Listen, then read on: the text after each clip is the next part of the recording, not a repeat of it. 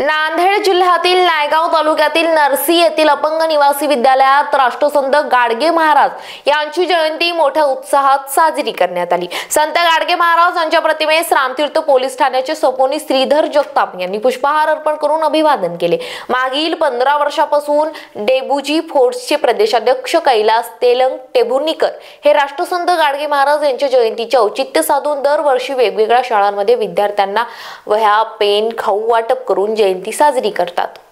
राष्ट्रसंत गाडगे महाराज यांच्या जयंतीनिमित्त सलग 17 वर्षापासून कुठलाही व्यतिरिक्त खर्च न करता गाडगे बाबा यांच्या म्हणण्याप्रमाणे मी महाराष्ट्र डेबुजी फोर्स महाराष्ट्राचा अध्यक्ष या नात्याने कैलास तेलंग टेभुर्णीकर मी दरवर्षी वेगवेगळ्या शाळेमध्ये अपंग विद्यालय असेल, निवासी विद्यालय असेल, जिल्हा परिषद असेल, अशा सर्व शाळांना मी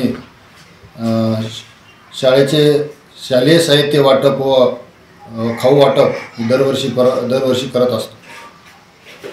जयंतीच्या निमित्तानं मला सर्व महाराष्ट्रातील जनतेंना व माझ्या समाज बांधवांना विनंती आहे की आपण कुठलाही व्यतिरिक्त खर्च न करता जयंतीच्या दिवशी गोरगरीब विद्यार्थ्यांना शालेय साहित्य असेल, त्यांना मदत असेल हे करून गाडगेबाबाची तानाजी शेळगावकर, स्टार महाराष्ट्र न्यूज, नांदेड।